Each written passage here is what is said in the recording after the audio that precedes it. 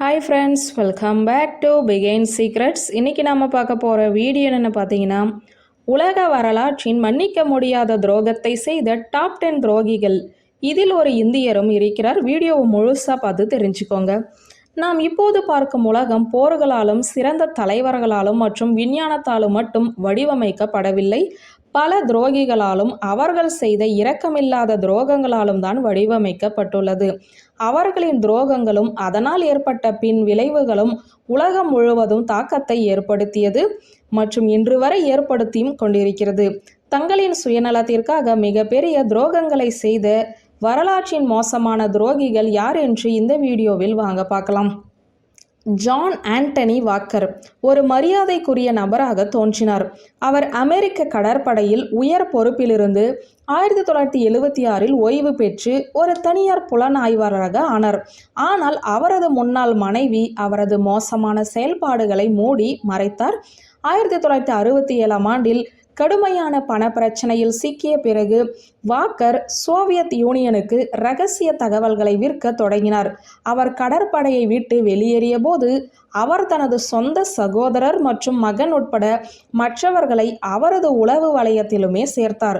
Soviet ஒன்றியத்திற்கு அவர் வழங்கிய விவரங்கள் அமெரிக்க கடற்படைக்கு மிகவும் பாதிப்பை ஏற்படுத்தியது. ஏனெனில் அவர் உலகம் முழுவதும் இருந்த அமெரிக்க கடற்படை கப்பல்களை கண்காணிக்கும் பொறுப்பில் இருந்தார். இதனால் 1985 ஆதாரங்களுடன் சிக்கினார் மற்றும் அவருக்கு ஆயுள் தண்டனையும் வழங்கப்பட்டது. 2014 அவர் சிறையிலேயே காலமானார்.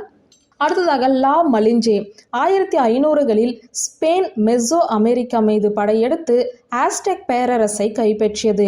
இந்த வெற்றிக்கு பல காரணிகள் பங்களித்தன. ஆனால் அவர்களில் முதன்மையானவர் லா மலின்சே என்ற ஆஸ்டெக் பெண். ஒரு அடிமை பெண்ணை ஸ்பானிய வெற்றியாளரான ஹெர்னான் கோர்டஸுக்கு பரிசளித்தவுடன் மலிஞ்சே பல மொழிகளை பேசும் திறனை தனக்கு சாதகமாக பயன்படுத்தினார்.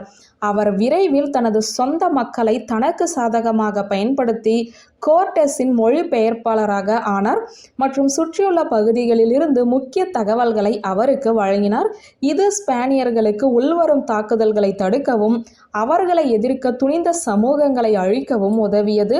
இன்று மலிஞ்சே ஒரு கலவையான நற்பெயரை கொண்டுள்ளது. மேலும் வெளிநாட்டு கலாச்சாரங்களை விரும்பும் மக்களை குறிக்க பயன்படுத்தப்படும் மலிஞ்சிஸ்டா என்ற சொல் அவரது பெயரிலிருந்து பெறப்பட்டது. அடுத்ததாக கைஃபாக்ஸ். இங்கிலாந்தில் நவம்பர் 5 கைஃபாக்ஸ் தினமாக பட்டாசுகள் மற்றும் நெருப்புடன் கொண்டாடப்படுகிறது. இதற்கான காரணம் 1605 பிரபலமான வெடிகுண்டு சதியிலிருந்து வருகிறது.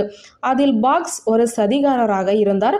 அந்த நேரத்தில் கத்தோலிக்கர்கள் இங்கிலாந்தில் புரொட்டஸ்டன்ட் மன்னர் ஜேம்ஸ் I துன்புறுத்தப்பட்டனர்.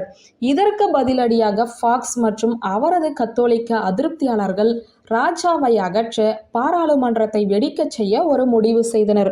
அதற்கு பின்னர் ஃபாக்ஸ் குழுவின் ஒரு மர்மமான உறுப்பினர் அவரது நண்பரான லார்ட் மாண்டிகளுக்கு இதை பற்றி ஒரு கடிதமும் அனுப்புகிறார். அந்த கடிதம் அதிகாரிகளிடம் காட்டப்பட்டது. அவர்கள் பாராளுமன்றத்தை வெடிக்க வைக்கும் முன் கட்டிடத்தின் பாதாள அறையில் ஃபாக்ஸை கைது செய்தனர். 1606 அவர் தூக்கிலிடப்பட்டார். டிராச்சிசின் எபியால்ஸ் கிமு 480 தனது சாம்ராஜ்யத்தை விரிவுபடுத்துவதற்காக கிங் செர்சஸ் 4 மில்லியன் வலிமையான பாரசீக இராணுவத்துடன் கிரேக்கத்திற்கு அணிவகுத்து சென்றார். இருப்பினும் லியோனிடாஸ் தலைமையிலான சிறிய நேச நாட்டு கிரேக்க படைகள் குறுகிய பாதையை ஆக்கிரமித்திருந்த தெர்மோபைலேயில் அவர்களின் சுமூகமான நுழைவை தடுத்தார்கள். பெர்சியர்கள் இந்த குறுகிய இடத்திற்குள் போராடினர்.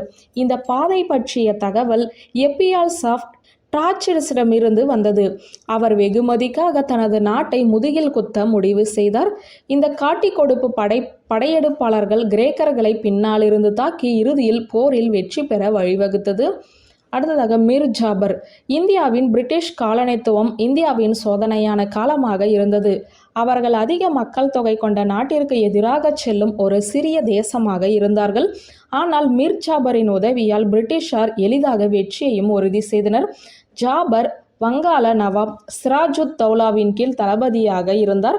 அவர் அதிகாரத்திற்காக ஆசைப்பட்டார். 1757 பிளாசி போரில் வங்காள இராணுவம் ஆங்கிலேயர்களுடன் போரிட்ட போது அவர்கள் வெற்றி பெறும் நிலையில் இருந்தனர். சிராஜுத் தௌலா படையில் சுமார் 50,000 வீரர்கள் இருந்தார்கள். பிரிட்டனின் 3,000 இராணுவ வீரர்களே இருந்தனர்.